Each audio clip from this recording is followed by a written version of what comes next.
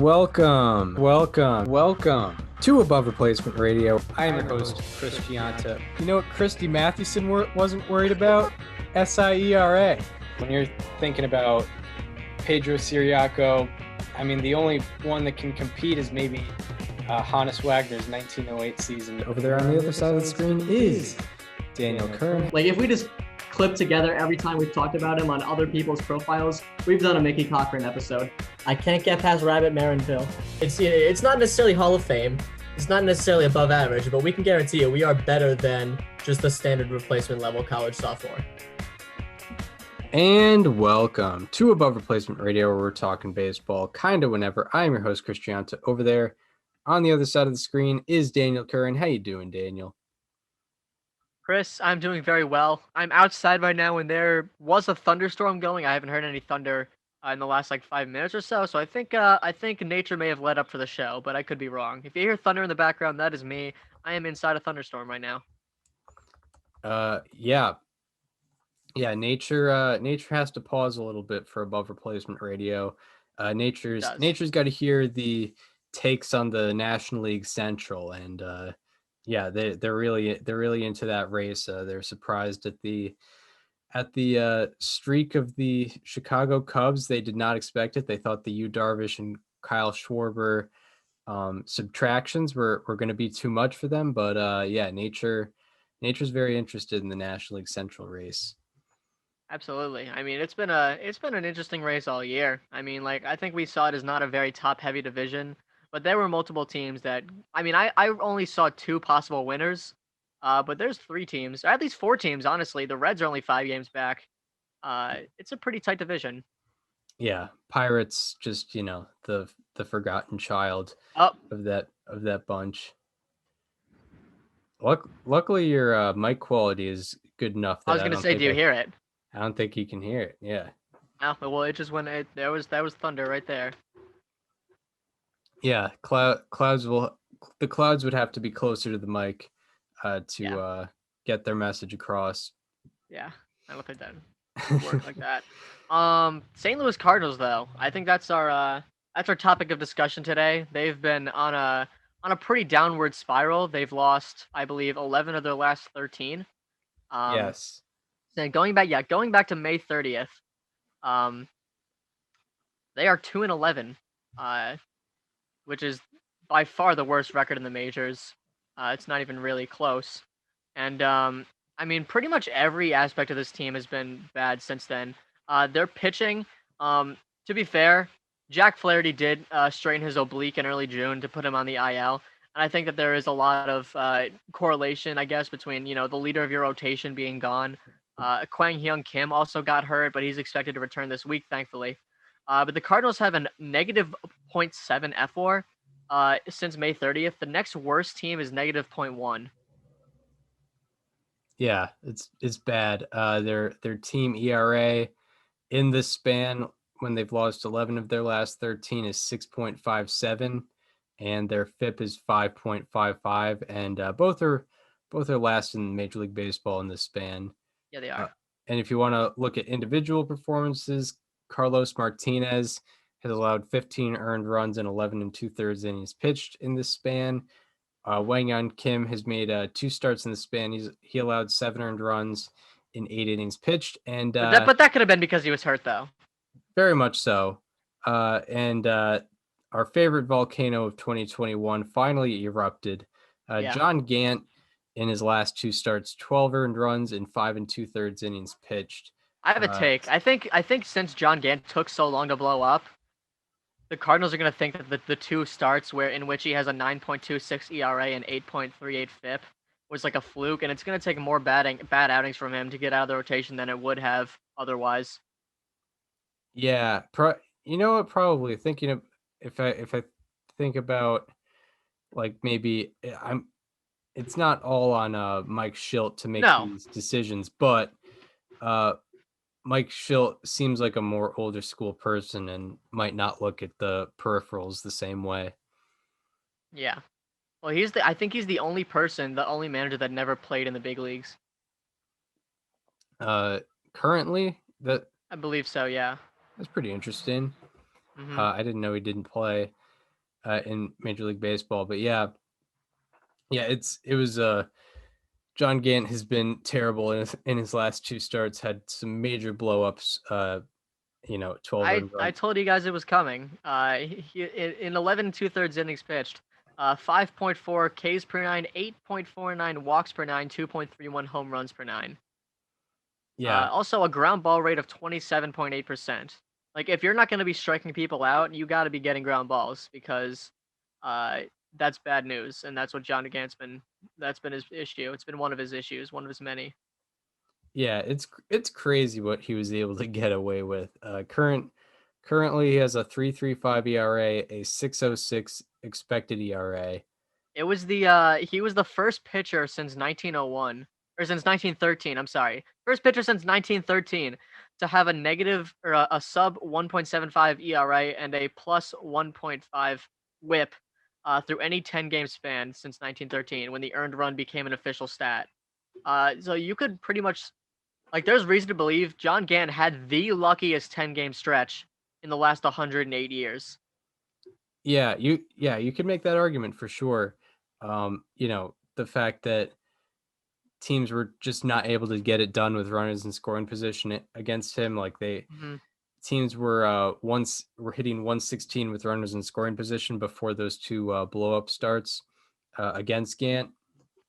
And big time blow up. But overall, yeah, the Cardinals have just not been able to stop the bleeding, and No. it's And tough that in their last 2 series against probably or one of their 2 biggest competitors, one of their 2 biggest teams in the way, they've gone 1-5 against them, the Cubs, which is not when you want to be struggling. I have some notes. So, we can talk all a lot about the pitching and how it's been bad, and you can sort of throw that back to Jack Flaherty being hurt because, yes, not having one person hurts, but also just like he's the leader in that rotation, and his absence kind of it does kind of wear off on the rest of the rotation, even if Adam Wainwright, kind of had that role for a while and he's still there. Like he's not the same person he used to be. But the offense has been struggling too. Over this same sample, the offense is slashing 219, 285, 363 with an 83 weighted runs created plus. That is the 6th worst in Major League Baseball. Their FWAR is tied for 6th worst. It is 0.6. And to look at some individual performers there, Tommy Edman has not taken a walk, and he's slashing 211, 211, 316 with a 44 weighted runs created plus. Edmundo Sosa, one of their shortstops, who had a really good start, has kind of cooled down. He's slashing 190, 227, 262 for a 39 weighted runs created plus. And Chris, one of your how about that's Yadier Molina, 143, 250, 143 with a 26 weighted runs created plus. Paul DeJong also came off the IL, and so he's only played 3 games, so don't take this to mean too much, but he's slashing 100, 182, 400 for a 59 weighted runs created plus. Yeah. It's been offense as well. That's kind of if one of the sides of the ball is doing well, you figure they would win more. But yeah, both have been bad. Obviously 25th in OPS in this span where they've lost 11 out of 13. Yeah, it's just been it's been pretty bad, and I'm wondering if there's if they can get their feet back on the ground eventually. I don't know what their upcoming schedule is, but I got you, Chris. I wrote down their upcoming schedule. All right, let's go. So here's my worry with the St. Louis Cardinals. They are 16-28 this season when they play teams with a winning record. Wow. Yeah, the only team that was supposed to be competitive that has a worse winning percentage than that is the Twins. I think all the teams that they have a better record against above 500 teams, it's like the Orioles, the Tigers, the Diamondbacks, the Rockies, the Pirates, and I think the Twins. And I think it's only those teams where it's it's all these bottom dwelling teams and then the Cardinals. And that means they're also 16-5 against teams with a losing record, but it's usually not a good sign when you're that particularly bad against teams that are above 500 and you're supposed to be competitive. But luckily, their upcoming schedule is they're home against the Marlins this week. The Marlins have been struggling recently. They're away against Atlanta. Atlanta's been underperforming. even if they're a good team on paper. But those are games the Cardinals could win. Then they go to Detroit. Those are winnable games. Then they face Pittsburgh at home. Those are winnable games. They face Arizona at home. They should sweep the Diamondbacks on the road, no question about it. They play the Rockies in Colorado. And then on July 6th, the week of July 6th, the last week before the All-Star break, they face two good teams. They go to San Francisco and they go to Wrigley. Yeah. It seems like they have a pretty good break outside of Atlanta for the next about 3 weeks, probably. Yeah, it does. Like, these are, I mean, they need to get themselves back in it, because like if they struggle to win these upcoming games, like I don't think this team has much of a future this season. Yeah, especially with the Cubs surging. They don't have a crazy roster. They have a pretty good roster, but not a crazy. I said preseason they were very top heavy. And Paul Goldschmidt, he's been doing a little bit better lately.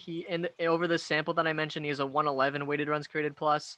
But overall, like, I expect more out of him. Nolan Arenado, I mentioned, as a slightly alarming. He's kind of gotten it back together. He has exactly 100 weighted runs created plus, but I expect better than that from these guys, regardless of if it's a 13-game sample. Like, they should be better than that. And not to mention, the Milwaukee Brewers are also 11-2 over this same sample.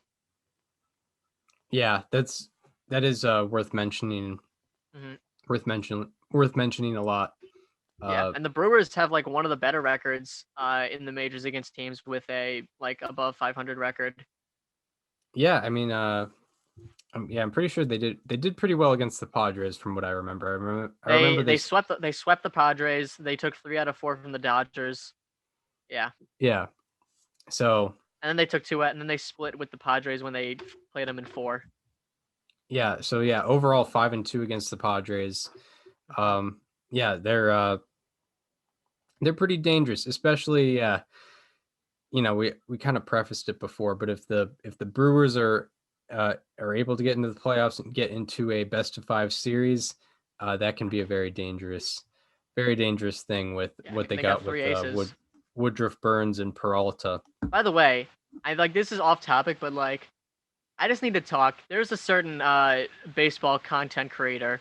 I'll leave his name out, but he had a tweet where it was like, it's like crazy how MLB Network is like dissecting every bit of Bauer's RPM drop, but they're not bothering to mention like Corbin Burns or any other pitcher, as if Corbin Burns didn't have a 7 shutout inning, 13 strikeout, no walk start with his RPM down against the Diamondbacks. Even if it was against the Diamondbacks, he's clearly proved that he doesn't need it. While Trevor Bauer has like a 4.70 ERA in his last 3 starts. Right. Yeah, and he's given up 4 earned runs to the Rangers. Yeah, and Corbin Burns did give up 4 runs to the Brewers, but it was incredibly, like, if you look at all the batted balls, I think the Pirates had an 0.87 expected batting average through 2 innings where they had those 4 runs, and there was also a fielding error. Yeah. So, I mean, Corbin Burns, I'm not worried about his spin rate drop because he's proven to be fine without it. Yeah, and he's a pretty cutter heavy guy, and I don't think cutters really require a big spin rate because they're not necessarily supposed to have that rising action. But I mean, his cutter was down like 200 RPM, but yeah, but I don't know if that's the biggest deal. But that's not what he's really working with exactly. Like Shane Bieber yesterday, that was concerning. His curveball was down 310 RPM, and he got lit up by the Mariners. Right. Like that's concerning. Yeah, that is concerning, and yeah, I'm pretty sure Bieber had a, not a super significant, but a decent jump in spin rate in 2020, if I'm not mistaken. I remember the percentiles were up. Yeah, I'm not sure about the RPM altogether, but I'm gonna take a look at that. Yeah, for sure. The Mariners, have been kind of a struggling team as of late, and giving up a good amount of offense against them is. What was it, 5 earned runs? Yeah, I'm not sure. I want to say it was 5. I want to say it was 5 earned runs, which is, I mean, that's not Bieber like. So from 2019 to 2020, Shane Bieber's four-seam fastball jumped 100 RPMs. Curveball. I'm trying to see. Curveball was about 50, so not a crazy amount. Slider was his slider RPMs jumped up almost 200 RPM from That's not 2019 natural. to 2020. And yeah, velocity staying just about the same in all fat. Actually, he did experience a little bit of a velocity jump, so you can attribute it to that a little bit. That doesn't have anything to do with potential substances, is if his velocity is jumping. But nonetheless, 100 to 200 RPM increase when you're only increasing your velocity by maybe a mile per hour. I think there's a little bit of a disproportionate relationship there. But Are you getting the rain in the background here? I'm too focused on Shane Bieber's spin Okay. rate to be hearing any of this. It just started. I mean, if you look at my camera, it just started pouring. Yeah, well, I think when you start talking, then I start to hear the rain a little bit. Gotcha. In his start on Sunday, Bieber gave up 5 earned runs and 10 hits to the Mariners. The last time he gave up 10 hits was September 25th, 2019, against the White Sox. And the last time he gave up 5 earned runs and 10 hits in a single start was either in 2018 or never. Let's see. Let's see it. What is it? Very It was never. interesting. It never happened. That was the first time in Shane Bieber's career he gave up 5 earned runs and 10 hits in a single start. Wow. And yeah, it happened against the Mariners, who are not. It's not like he's facing off against the White Sox or Offensive power. He's facing a team that got no hit twice, and like a month or so ago had a team average below the Mendoza line. right. Yeah. So, I mean, the spin rate story continues for sure. It's keeps on rolling, and Yep. Shane Bieber might be the next potential victim. I mean, I don't know.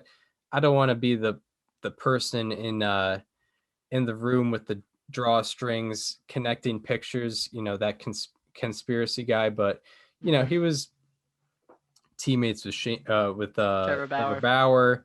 Maybe They there's both won Cy Youngs last year. yeah, I don't know. They're good friends. I'm pretty sure. So yeah, I don't know. But good for him getting his 2020 Cy Young, and he's still having a decent year.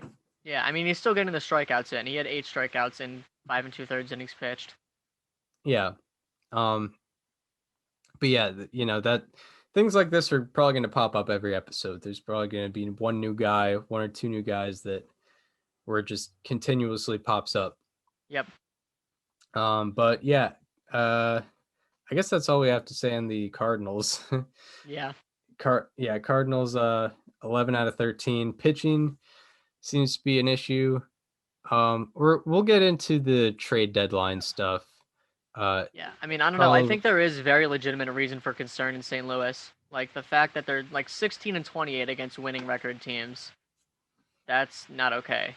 Yeah, that is news to me, and I'm taking a lot of note there. That's pretty alarming. Mm-hmm. But yeah, we'll get into trade deadline stuff in probably a couple weeks. Probably right before July, I imagine we'll get into that because trade season isn't really upon us yet. But we want to talk about deGrom or the revolution of 20 of guys 25 and under? Or Let's talk about deGrom, just because it's the. I mean, deGrom, there is good and bad stuff because there's a possibility he might be injured. right flexor injury. Yeah. Yep. He's gotten his ERA down to 0.56 in 10 starts. That is utterly insane. He has more. I know that everyone's said this before, but he has more RBIs than earned runs allowed this year. Yeah, that's really all you need to know about his season. And he's not Shohei Ohtani, so right. It's not like he's going out every day and hitting in the 2 spot. Yeah, exactly. Yeah, the guy's utterly absurd. This is, and like all the statistics point to the fact that he's not using sticky stuff. Like, imagine if he was. Oh my God.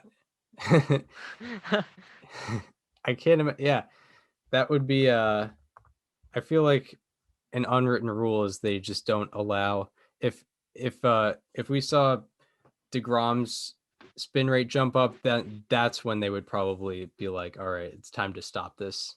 Yeah, but he hasn't. And I mean, his fastball velocity has just gone up and up and up every year. I actually meant to talk about this, um, in the season previews. deGrom threw like significantly more 100-mile-an-hour fastballs in 2020 than he did in 2019, and that was like, with the shortened season. Yeah, Like, it was significantly more. Yeah, I mean, if you look at his like StatCast data, I think there's just incrementally he's just increasing his velocity each and every year, and kind of unusual for a guy who's on the wrong side of 30, but people. He's not on the wrong side of 30. Yeah, I mean, well, On the wrong side of the age spectrum in general. It's not like he's like this 20-year-old kid coming up and throwing heaters. But yeah, he is 30. He's about to be 33 years old. but saying that usually velocity doesn't jump up as you're 33 years old, and I wonder what analytical methods he uses, because we don't really get we don't really have the Jacob deGrom secret yet, and it doesn't, I and really it doesn't, love to and know it what like he does. is it like a? I don't think it's a whole Mets thing either, because like have we seen the same thing with like Stroman or Taiwan Walker? Like, have we seen velocity increases from them? I could check. No, I mean, because I remember it might just be a deGrom thing. Yeah, I mean, the only one I can think of, I remember Zach Wheeler having velocity increases, but that was kind of after his surgery. That makes So sense. naturally, like, it probably, as it was recovering, it was probably going up every Yeah, year. no particular fastball velocity increase from Stroman. So, I mean, Yeah, this very well could just be a deGrom thing. I don't think it might just be some sort of analytical. It might not work. It might be something that doesn't work for everyone, but it certainly works for Jacob deGrom. And it's been a joy to watch, and I really hope we can continue watching it. I don't think we have an update on his injury thus far.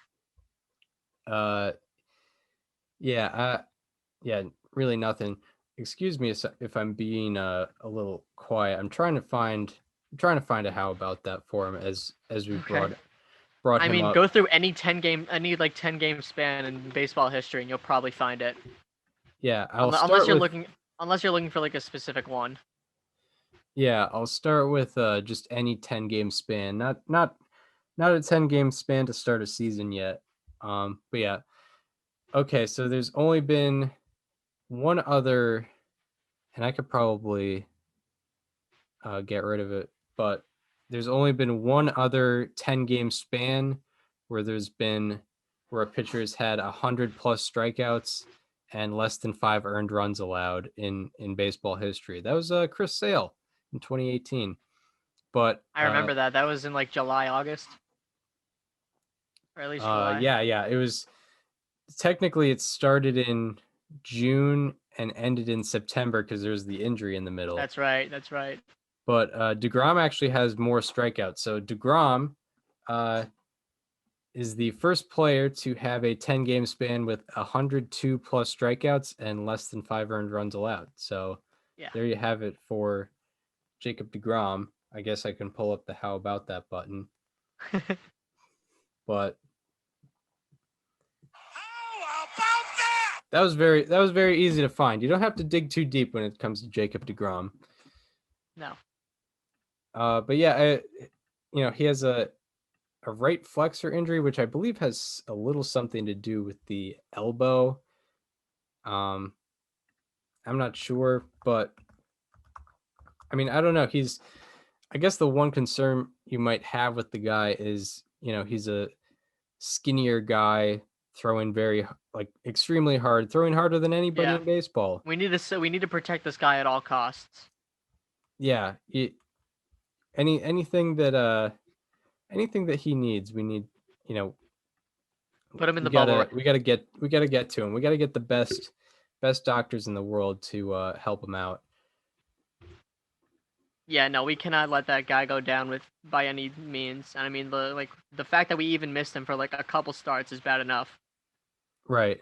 Actually, this is hilarious. So Jacob deGrom, 2016 average four-seam fastball, 94. Then the next year, 2017, 95.2, 2018, 96, 2019, 96.9, 2020, 98.6, and this year it's 99.2. Ridiculous. I mean, the guy's 33. He's 33 and he's getting his fastball to average 99.2 miles per hour. I think my arm would hurt too a little bit. Probably. Yeah, it's literally insane. I don't get it.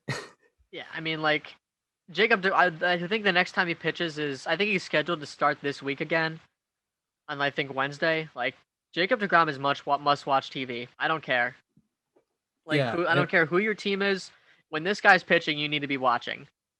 Yeah, all you really need to know about deGrom, outside of the more RBI than earned runs allowed, outside of Yeah, that, like I think Chris, you mentioned to me off the record this week, like eventually we're just gonna start seeing starts where his ERA just doesn't go down. yeah, yeah, It doesn't go up either. It just stays. his ERA only went down like 0.06, and it's in his last start, and it's only his 10th start of the year, and usually numbers kind of fluctuate a lot more earlier Did in you the year. also Obviously, see there's those less numbers data. where it's like his times through the order splits? Oh yeah, he gets better throughout the game. Yeah, and it's like much better too. It's not like it's not like a, human error length of difference. It's like I think he has like an 0.59 batting average against his third time through the order and like a 160 his first time through. Something Yeah, nuts like all you that. need to know about deGrom is that video of his 95 mile per hour slider against Tatis. And Yeah. really, no, like it's kind of cliche to say, but no one's doing what Jacob deGrom is doing in baseball right now. From this year in pitches 76 through 100 of his outing, in 29 plate appearances, hitters are slashing 071, 103, 214, 318. Oh my God. That's an SOPS plus of -14, which means it's a split OPS plus. And that's by deGrom standards, correct? No, it's not by deGrom standards. Oh. It's by league's TOPS plus is by deGrom standards. Right. That's a 65. Yeah. Which is also a joke. It's still way better. So, yeah, it's it's insane. Yeah, a split OPS plus of -14. That means that deGrom is 114% better than the average pitcher with 76 to 100 pitches thrown so far in his outing. And yeah, he just keeps going. It's not even fair. Yeah, I don't know when it's gonna stop. When is his ERA gonna get above 1? I mean, all it takes is one start. It really does. Yeah. Like it could happen any day. It's just a matter of who's gonna do it. He like one day he could give up like 3 earned runs in 5 innings pitched, and that's it. He could have a quality start, and that's it. There goes the dream. Right. I'm trying to 6 times 9 divided by, or 7 times 9. Actually, he'd have to give up 4 earned runs in an inning in order to get his ERA above 1, which is surprising. I thought it would be Gotcha. more. So he's probably got 2 starts to spare then, unless he absolutely blows up, which I'm not anticipating. Yeah, no. And I guess to look at, I mean, I don't know what lineup is going to bring down deGrom. I mean, the all-star lineup. That's about it. He went through the Padres lineup like a hot knife through butter. One base runner. Well, the Padres' offense has been struggling mightily since the same Cardinals May 30th date. Yeah, I noticed they were last in OPS, Hmm. but they've been running into some good teams, so I kind of cut the slack a little bit. And it's a 162. Like teams go through slumps. Yeah, And exactly. that stuff happens, but sometimes it's worth looking into more than others. That's why we did a whole segment on the Cardinals and not the Padres. Right, exactly. But yeah, yeah. Now, okay, yeah, but yeah, we're gonna look at I'm gonna look at the Mets schedule and see. Okay. I don't know what team. It's gonna be a random team. It might be. It might just be like the Phillies or something. But so he started on Friday against San Diego. So he's got the Cubs coming up. That's a pretty hot lineup. That is a hot lineup. That's a pretty hot lineup. I mean, I don't know. Then again, Carlos Martinez held him to 2 runs last night. Right. Yeah, I guess. And he was struggling. John up to Gant that held him to point. 7 runs. Should have scored more. Yep. Even though he only pitched an inning and 2/3. Then he's got Atlanta, who is, they're not the same lineup as they were a year ago. And then either Philly or Washington or Atlanta next. I think he faces the Yankees. There's really nothing. The Mets have the Pirates on their schedule. I would tune into that. That's the perfect game one. Whenever deGrom faces the Pirate, yeah, I'll be disappointed if it's not a 20 strikeout perfect game. That's when we got to start talking about the regression. Yeah. I mean, if you can't get like Eric Gonzalez out, then like, what are we doing? Yeah, deGrom's fastball averaged only 98.9 in this start. That's an issue. Was he even taking this seriously? Yeah. Yeah. That's where I'd start understanding the boomer sports writers that talk about him not winning games. Right. It's like, how are you not able to do it? Yeah. Even though actually he's 6-2 this year, so the meme has kind of died down a little bit. But I mean, how can you? I mean, the fact that he's lost 2 games is still pretty sad. Yeah. How do you get 2 losses with a with 4 earned runs 0.56? total? And not only that, but like he's not allowed multiple runs in any start. Like his 4 earned runs have all come in separate games. Right. Yeah, exactly. Now that I think about it, the fact that he has 2 losses is actually pretty sad. Now that I think about it, 6-2 is just about the worst you could do with a 0.56 ERA. Just about. I mean, his average run support is 3.54 runs per game. That's terrible. That's really bad. Like, he's still not getting run support. Like the meme is always like his record is under 500, but like 6-2 is pretty bad when you consider that he's doing literally everything he can. Okay, now we got to go to 10 game spans with like 0.5 below point yeah. Below 0.6 ERA and 2 losses. Yeah, all right, here we go. That can't happen. Oh my god. All right, do we have a stat? So yeah, this is the I'm pretty sure I got this. Yeah. This is the only 10 game start span in baseball history with an ERA below 0.6 and a win-loss percentage of 0.75 or lower. Wow. So, how far can you go with the ERA before someone else gets added? All right. That's the question. Like, you got to start bumping it up. Like, go to 0.75, then go to 1, then go to 1.25. Yeah, we'll go to 0.75. I mean, this is quite literally the worst you could do with a 0.56 ERA. Yeah. Pretty much. Yeah. Or at least the worst someone has done. I guess you could give up a bunch of unearned runs and have this problem, but there's a 3 added when you put in 0.75. So what years are they? So shout out to Jerry Koosman of the 1969 Mets. That happened. So this is a Mets thing.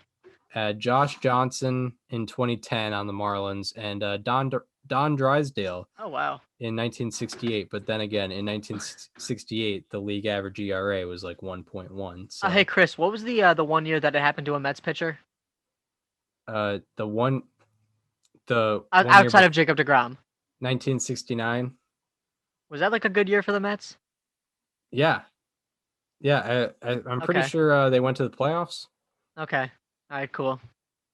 Yeah, they called Right. them like the the Merry Mets or something like that. Yeah. The marvelous Mets. Yeah, right. Yeah, I think that's what it was. That's what it was. It was something with an M. Yeah. Yeah, Didn't they but like film hey, a hockey? Didn't they like film a hockey movie over like what it was called or something? potentially, Yeah. I'm not sure, I don't know. but yeah, I mean, maybe the Mets can repeat success with their Every with time this. the Mets have a guy with a point. Every with a time there's a negative. 10-game span with a ERA below 0.75 and a win-loss percentage of 0.75 or lower, they win the championship. Yeah. I'm That's what just saying happens. here. That's all I'm Hey, saying. I mean, yeah, you got to address that. But yeah, that's kind of our Jacob deGrom segment, I guess. That was all the ridiculous things we had to discuss regarding Sure was. the best pitcher in baseball. But now we have to move on to other things, unfortunately. We have some better news because there's some not great stuff about deGrom, the injury possibility, the fact that he has a 750 winning percentage.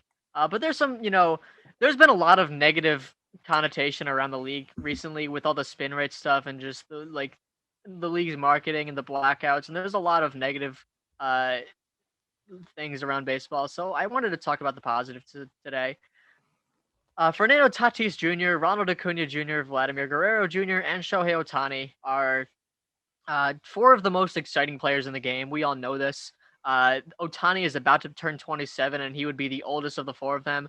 And they are combining for a slash line of 295, 390, 637, 1026, with a 426 WOBA and a 174 weighted runs created plus.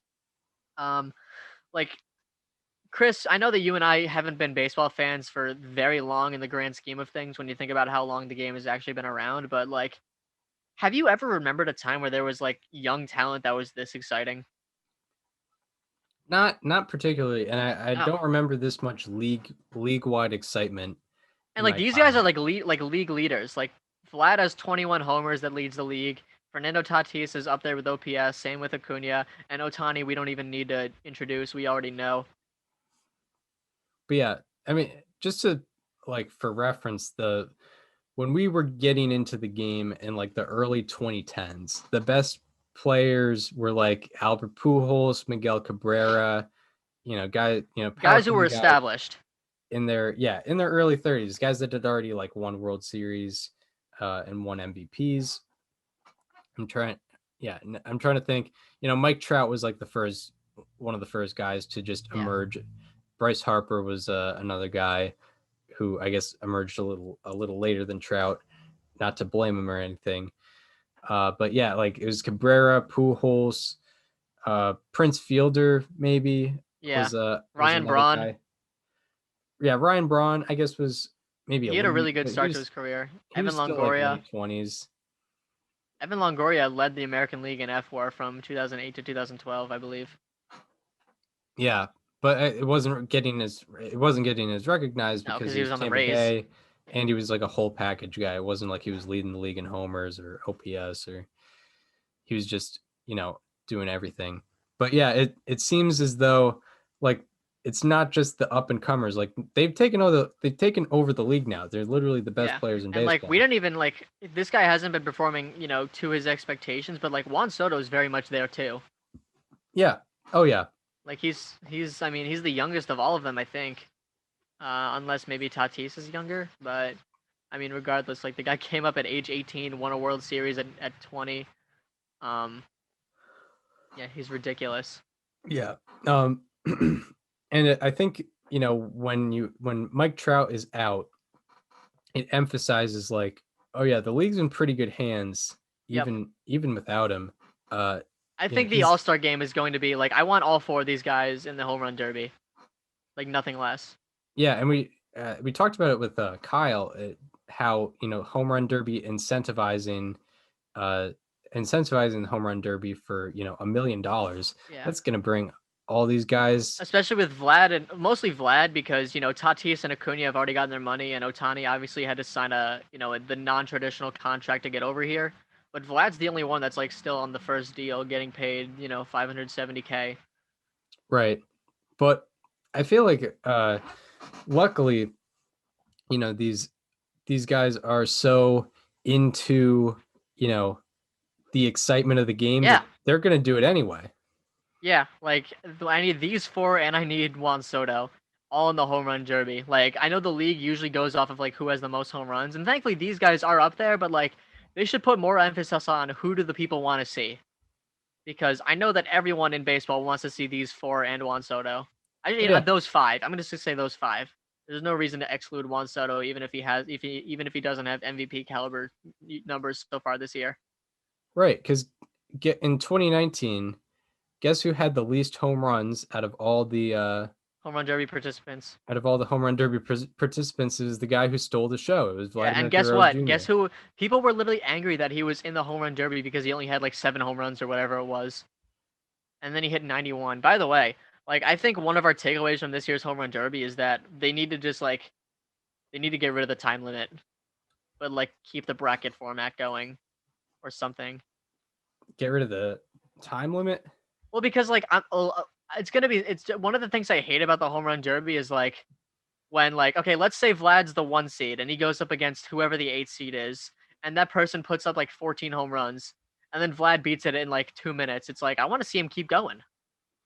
Right. Like that, I remember feeling like that's how I felt with Aaron Judge in 2017. Like when he beat whoever it was in the finals. I think it was Miguel Sano. When he beat Miguel Sano in the finals, I was like, I want to see this guy keep going. Like, right. Why does he need to stop now? Right. I mean, like, well, you need the time so that it ends at one point, and you need the time to be equal. So I don't know how we would be able to fix. I don't know, but like I it's gonna be sad when Vlad hits his 14th home run with 3 minutes left on the clock and he just has to stop there. Yeah, it will. Like I think that is gonna be a takeaway that some people have. Is like we need to figure out a way to just let these guys keep going. Because like I mean, how much fun did you have watching Vlad in that in that derby where he was the 8th seed, so he went first every single time. That's why he hit 91 home runs. That's why Giancarlo Stanton hit all those home runs in 2016 because he was like the 5 or 6 seed or whatever. Oh yeah, and shout out to wasn't it Jock Peterson? Yes. Shout out to Jock Peterson for keeping up with him so we could see. That went to like 3 overtimes. Yeah, Jock Peterson really, by the way, is the unsung hero of home run derbies because it was him and Albert Pujols and Todd Frazier. Mm-hmm. I had him winning that derby in 2015, but he lost to Frazier. Yeah.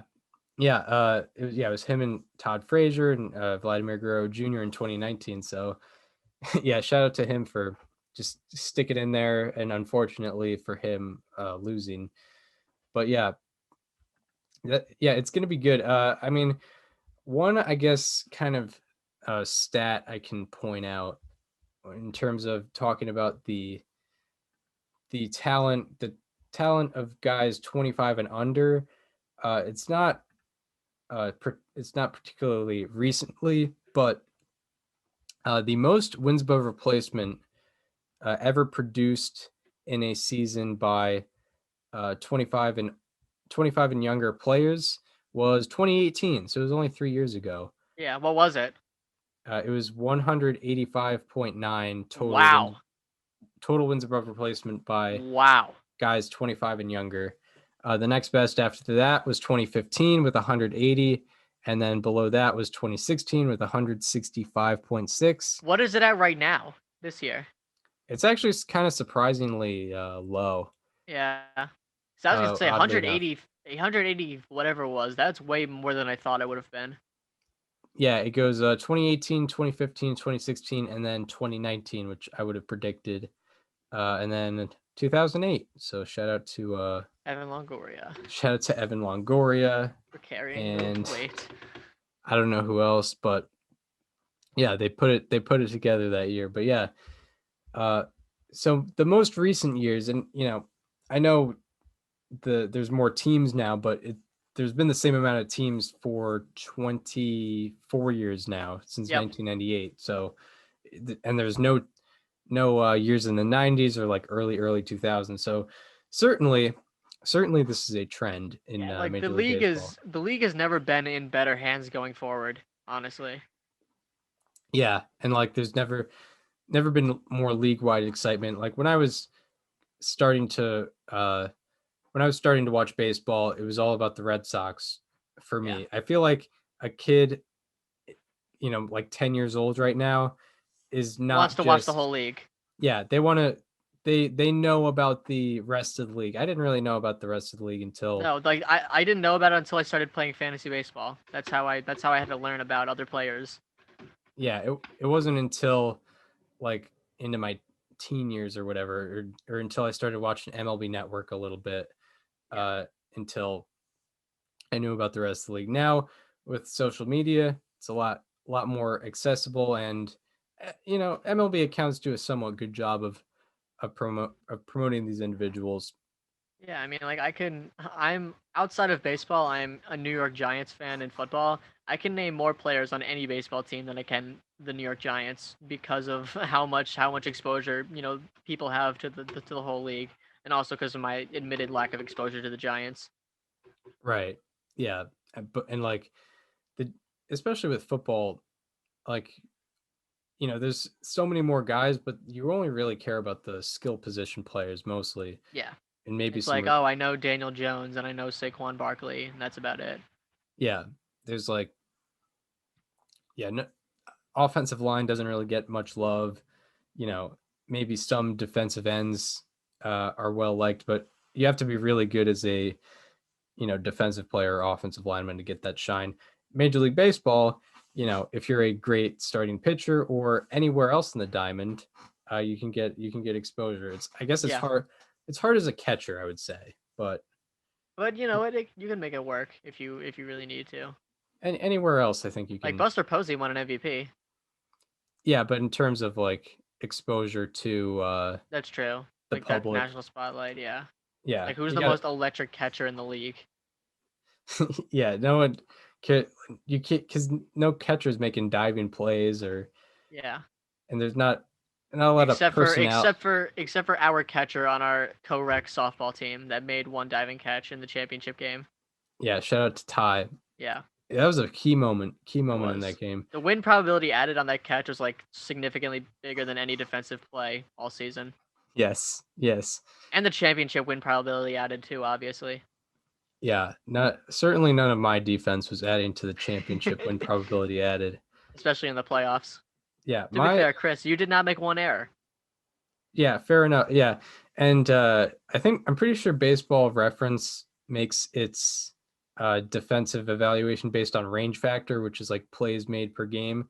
So I imagine my defensive wins above replacement was very down. Yeah, it was probably 0. It was probably like -1. Like I probably had because like DHs accumulate negative defensive wins above replacement. Yeah, my numbers were probably similar to like JD Martinez. Yeah. Just not any defensive contributions whatsoever. And then I was like the Jackie Bradley Jr. of our team. Like I played a really good defense in center, and my offense was not as good. But some hot streaks. Yeah, but somehow, like I did have that one game where I hit a home run, but that was it. Right. Yeah. And I hit a bunch of singles. Yeah. I was more of an OBP guy. Right, and that's what we needed in the last game. Yeah, we did. We started out the second inning by taking 8 consecutive walks. Right, but catchers can't really be flashy outside of Wilson Contreras. Yes, like he's the only catcher with personality I can think of. Mm-hmm. And maybe Yachty was a little bit marketable because everybody loves. Because he's Yachty and he just played long. Yeah, and he has a good caught stealing percentage and he frames pretty well. But and there's like all those numbers where it's like the Cardinals are like by far the least amount of guys trying to steal on them by like 500 since 2004 or whatever. Mm-hmm. Right. Yeah. So there's that. And yeah, he's well loved in St. Louis, but maybe it's more of a St. Louis thing and not a national thing. But yeah, I mean, any more on the state of the game with all these players?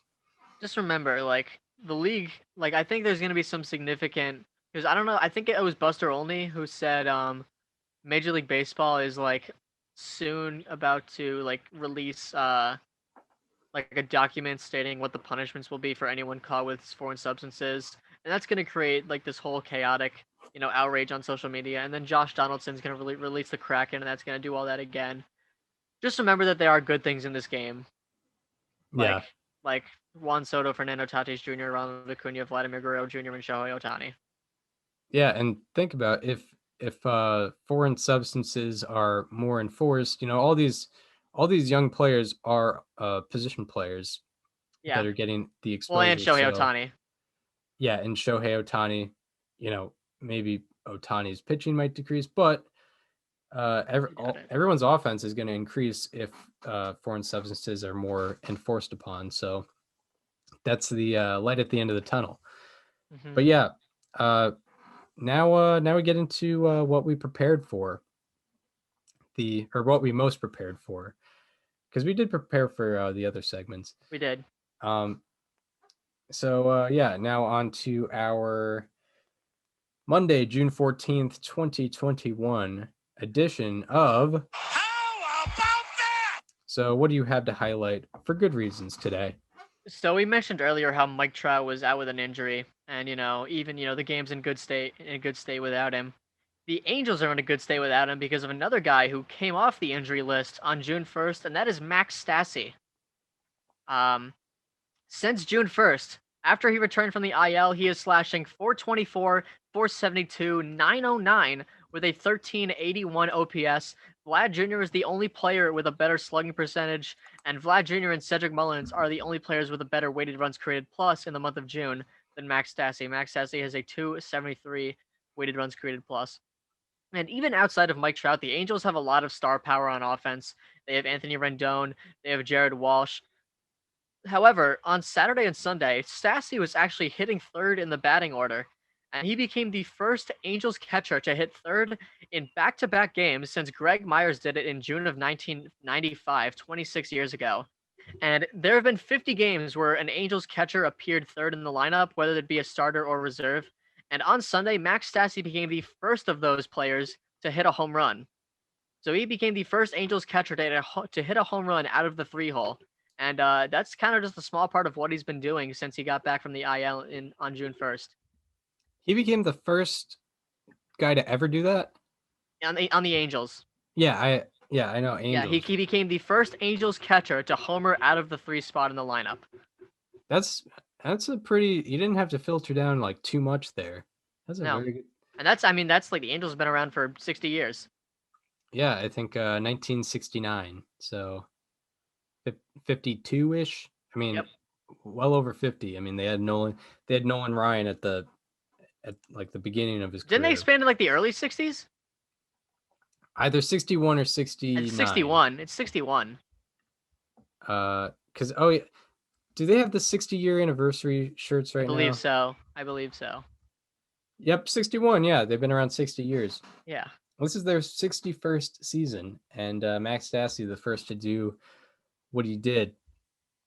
Yeah, there were some 1961 expansions and 1969 expansions, and you hate to get those confused when those happen. But yeah, 61, I think it was like maybe the Twins it was the Royals. Senators. Yeah. And the Angels, because then the Senators became and the Mets Angels. too, right? Because the Mets came around in 61. They 62 because the 62 Mets were like one of the worst teams of all time. I actually looked this up as baseball history series was happening. Oh. The American League expanded 1 year before the National League did. Okay, so the Mets actually came around in 62. Yeah, 62, and I forget what the other National League team was. It wasn't the Padres because they were in 69. Let me think. Let's take a look. The Brewers? The Brewers were 69 or 70 rather. I guess. But they were in the American League too anyway. The Astros? I think it was. Yeah, I think it was the Astros. That would make sense. 1962 baseball season. Wikipedia will have this for us. Yeah. But yeah, all in all, the Angels are a 60-year-old organization, and Max Stassi became their first catcher out of the 3-hole to hit a home run, which is pretty unbelievable. Yeah, Houston Colt 45s and New York Mets, 1962. Look at that. Yep. And yeah, that was when Nolan Ryan was able to go to the local Colt 45 games and watch Sandy Koufax. That's when about. that's close to the time when Joe Morgan played for the Colt 45s. Yeah, he joined them in 1963. Mm-hmm. So check out episodes 32 and 80 to get more context on that in the baseball history series. I love that you just have in the back of your mind what episode was every player. Yep. Well, Joe Morgan was pretty easy because Joe Morgan was easy because we started on 31. Yep. And he Joe was Morgan the was the second player. player we did, but Nolan Ryan was a little out there. Yep. Yeah, I could number association. I'm pretty good with it. That's why I'm somewhat decent on this program. Exactly. I remember some numbers. That's what I got. All right, how about that? We kind of referenced them a couple episodes, like them particularly. And I'm talking about them because this is a subject. And we talked about this team a little bit today. I'm talking about from May 16th to May 28th, the Cubs bullpen allowed no earned runs in 38 innings pitched. Nuts.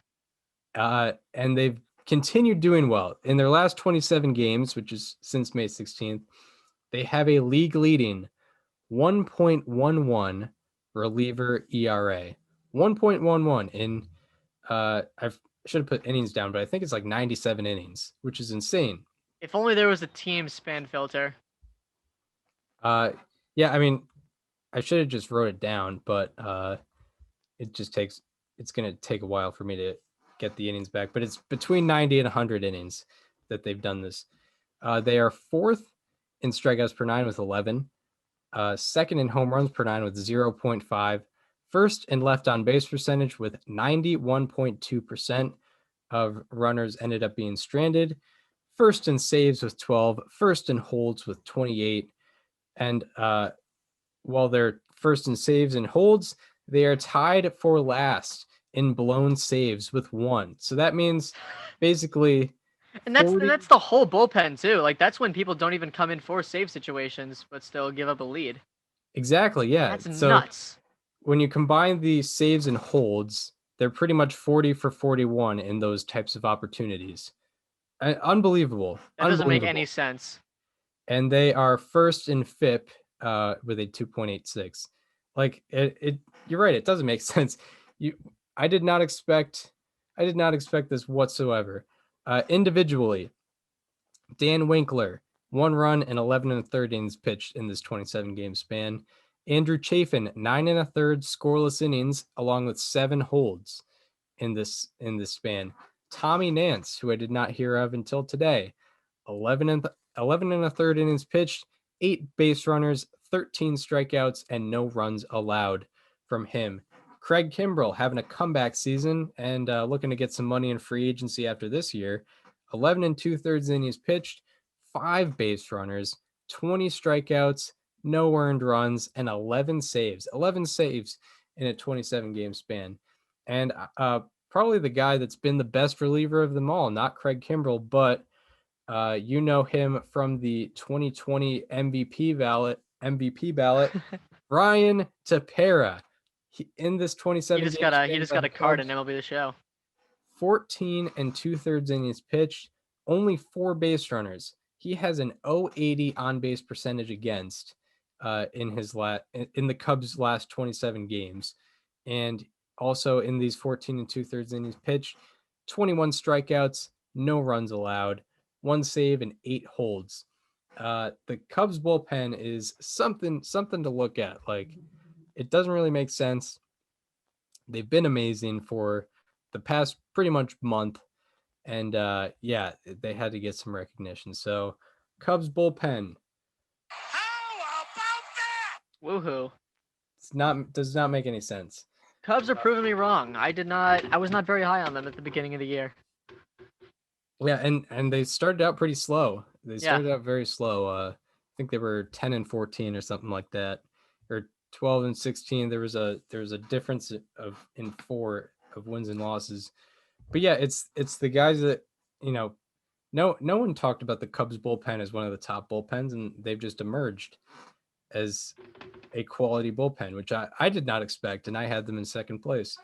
All right. Anyway, on to slightly alarming, or actually our Monday, June 14th, 2021 edition of Slightly Alarming Statistics. So, who do you have for us today? Yeah, I'm actually staying in the same division that you looked at. Chris, you said last week we don't usually talk about relievers on this segment, but we're doing it twice in a row. I'm looking at Amir Garrett today on Slightly Alarming, and it's not good. He has a 9 ERA with a 1.84 FIP, or I'm sorry, a 1.84 WHIP in 18 innings pitched. Both of those are really bad. Since 2019, he's gone from the 77th percentile to the 3rd percentile in average exit velocity, 83rd to 3rd percentile in a hard hit rate, 77th to 5th percentile in xWOBA, also 77th to 5th percentile in expected ERA, 90th to 25th percentile expected batting average, 96th to 6th percentile in X slugging, 95th to 4th percentile in barrel percentage against. He's regressed in every which way possible since 2019, and there's been one glaring issue with him, and it's been his four-seam fastball. In 42 plate appearances, do you want to guess what the opponent's slugging percentage is against his fastball? Opponents against his fastball, 873. You were very close. It's 882. Oh wow. 882 slugging percentage against his fastball. That is the highest out of 332 pitchers with at least 25 plate appearances against the fastball.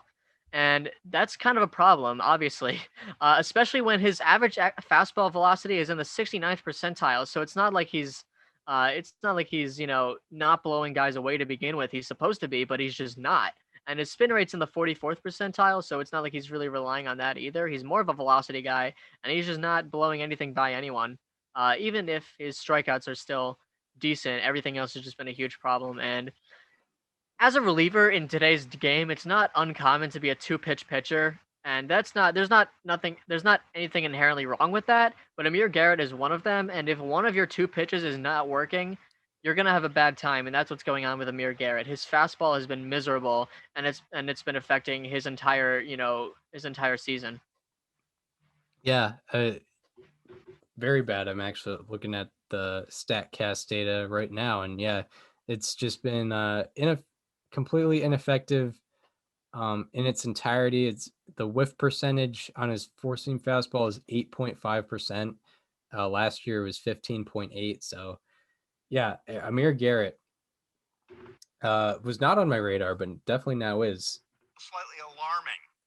Yeah, 9 ERA. That's 18 innings pitched. That's pretty bad. That's 18 earned runs and 18 innings pitched. Yeah, and I imagine the innings have been cut short because they just haven't been able to rely on him. And the Reds bullpen was already kind of alarming, but we were like before the season, we were like Amir Garrett and maybe Lucas Sims is going to be able to. And TJ Antone, but TJ Antone just went on the IL. Right, like those are the guys that you can rely on in the bullpen, and Amir Garrett has not been that guy. Lucas Sims has been blah. TJ Antone was great, and then on the IL. Yep. So pointed out some bullpens. I pointed out Cubs bullpen. He pointed out Amir Garrett with giving some relievers some attention. My slightly alarming is someone who got a lot of attention at the beginning of the year. And I think his struggles might have been publicized a little bit, but I figured I'd break it down anyway because we haven't really addressed it on the show. Your mean Mercedes has not been quite the same as he was at the beginning of the year. And I don't even really know if it's that alarming because you didn't really expect him. If you were to tell someone that he was going to have a 120 OPS plus through like 65 games or whatever he's doing, it would be like, oh, Yermin Mercedes, this guy I've never heard of, is having a very good year. And you'd be correct. But in his last 28 games, he's been taking a dive, and he set a pretty high bar for himself at the beginning of the year. So you kind of have to point out the downfall. Yermin Mercedes, in his last 28 games, he's hitting 190 with a 538 OPS. In the span, his OPS is the fourth lowest out of 163 qualifiers. And in his first 31 games of the year where he was, doing extremely well, his hard hit percentage was 34%, and his expected batting average was 296, almost 300. In his last 28 games, when his struggles started, his hard hit percentage is 27%, which is down 7%, and his expected batting average is 219, which is down over 75 points from what it was in the first 31 games. And in his first 31 games, he had 9 barrels, and now in his last 28 games, he only has 4 barrels. So that's been cut by more than half. So Yermin Mercedes, I don't know if we were supposed to expect him to carry out success, but it's been a bit of an extended slump, I guess you would say. So Yermin Mercedes. Slightly alarming. So those are the players to highlight. And now we get into the preview of the week ahead. I will point out some series. Daniel will point out some day-by-day matchups. For series-wise, there's one I'm looking at because it's, the obvious series to watch, and one I would watch because it kind of intrigues me. But the obvious series to watch is Rays, White Sox, two of the hottest teams in the American League. The two best teams in the American League. Yes, record-wise, and you could even argue on paper, two best teams in the American League. Tonight, you have an amazing matchup, which Daniel will get into, pitching-wise. Tuesday night, you have Dallas Keuchel versus Shane McClanahan. Two very different pitching styles there. You got the guy blowing 100 versus the guy that's probably going to be averaging about 88 on his fastball. So, clash of styles there. And then on Wednesday, you have Lucas Giolito going for the White Sox, and the Rays haven't announced their starter, but I looked back at their previous rotation, and I believe it's going to be Ryan Yarbrough, and they have pretty similar ERAs, so that's going to be a pretty interesting clash. So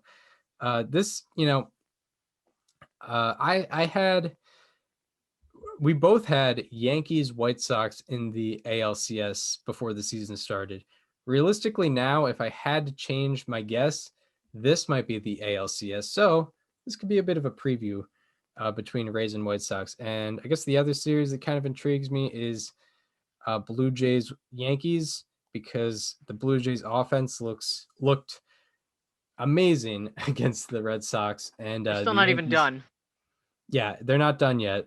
And the Yankees are struggling mightily. And I guess it's not because of their pitching, but I'm wondering if the Yankees pitching can maybe halt. By the way, that's the Blue Jays. basically gonna be a home series for the Yankees. Right. Yeah, and I can promise you there's gonna be more Yankee fans in Buffalo than Blue Jays fans.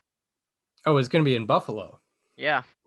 Oh, right, because I remember them saying it was going to change in June. It was June. Yep. It's Where- at Salem Field. Where are the Bisons going? I don't know. I have no idea. They just kicked them out. Maybe they scheduled their season around the Blue Jays so that they're not like home at the same time. I don't know. That's I actually doubt a it, strong though. possibility. They probably did get kicked out though because they are still playing. Yeah, like that's a strong possibility. The same way that hockey teams and basketball teams share an arena, so that could be, and the same way that the Giants and Jets share a stadium, and the Chargers and Rams. But Yep. yeah, maybe that's the thing. Man, it's gonna be weird when the Blue Jays go back to the Rogers Center. That's It's gonna be cool though. Yeah, I I bet that's gonna be a sellout, at least the first night. Yeah. But yeah, that's gonna be interesting because the Blue Jays offense is crazy hot, and we'll see how that fares against the Yankees. Right. All right, day by day matchups. What do you got? So I'm gonna do something a little different and just go off of the good pitchers that are going each day. But I will highlight one matchup, and the obvious matchup is Tyler Glasnow versus Lance Lynn tonight. You talked about the series as a whole. Lance Lynn has had one of the more remarkable turnarounds in his career, starting in 2019. Um, and Tyler Glasnow is just one of the most electric pitchers in the league. They're going to go up against each other tonight.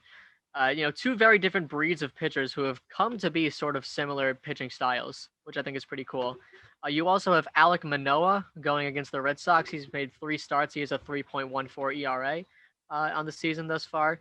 You have Dinelson Lamet going for the Padres against the Colorado Rockies. It's going to be in Colorado, so watch out for that air. You also got the matchup of two struggling pitchers, Kenta Maeda versus Marco Gonzalez at 10:10 tonight Eastern time. That's interesting. And then on Tuesday you got Taiwan Walker going. You have Luis Castillo going, who's looked a little bit better recently. You have Casey Mize going, who, if he can limit the home run ball, he'll be amazing. You have the best matchup of the day, I'd say, is Kyle Gibson versus Lance McCullers Jr. Both of them have a sub-3 ERA. It's the all-Texas matchup, of course. You also have Trevor Rogers going for the Marlins against the Cardinals. You have Yu Darvish going against the Rockies. And you have Julio Urias going against the Phillies. And then on Wednesday, the matchup to watch for is Zach Wheeler versus Clayton Kershaw. That's a good one. Power righty versus finesse lefty. That's going to be a fun one to watch, even if it's at 10 at night. You have Anthony Descalfani. His last time out, he threw a complete game shutout against the Nationals. You have Zach Greinke going for the Astros. You have Aaron Savali going for the Indians. He's been picking it up recently. You have Lucas Giolito going. You have Tarek Skubal going. You have Sandy Alcantara, Freddie Peralta, Tyler Mahle, Ian Anderson. A lot of good pitchers, but none of them are Jacob deGrom, and he's going Wednesday. All right. So we got some good pitching on the docket this week. One thing so remember when we called who our next no-hitters would be? Yeah. I said Lance McCullers Jr., and he's facing the Rangers. Huh. And there's like a 1% chance of it happening, but hey. But I kind of want to say, like, if he doesn't get a no-hitter against the Rangers, maybe there's just no more no-hitters for the rest of the year. I don't know if I want to make that statement, but hey, I mean, it's statistically speaking, it's likely there's going to be no more no-hitters. It'd be very funny if there was. Itself. Like, there was just 6 in the first 2 months and then nothing. Yeah, it would be hilarious. Like, the whole narrative would just like go. Everyone's freaking out over the rise of no-hitters, and it's just, there's no more, actually. Yeah. All right, I'll say it. So if Lance McCullers Jr. doesn't no-hit the Rangers on Tuesday, no more no-hitters for the rest of the year. What a wild claim. Yes. That's what I'm gonna end the show on.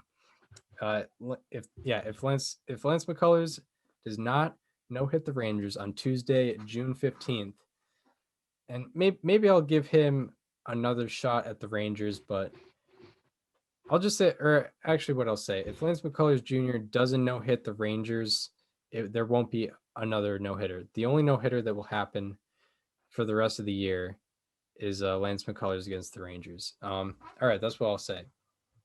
Wow. And all right, we hope you enjoyed this episode. Kind of went all over the place today. If you want to follow us on the social media, follow me on Twitter at Chris_Gianta. Follow Daniel on both Twitter and Instagram at Daniel_Curran. And follow the show Instagram at Above Replacement Radio for all the show updates and sometimes some stat graphics. And if you're listening on Apple Podcasts or Spotify and want to watch the conversation as it happens, go to our YouTube channel. It is called Above Replacement Radio. and check out the playlists for the baseball history series that we referenced, and Hall of Fame bubble case breakdowns if you're interested in that at this point of the year. So we A hope lot you of Hall of Fame talk going on June 14th for sure. yeah. It's just buzzing. Cooperstown is buzzing. But we hope you enjoyed this one, and we hope to see you on Monday or on Thursday, where we will be talking about all the happenings in Major League Baseball. See you then. This conversation is over.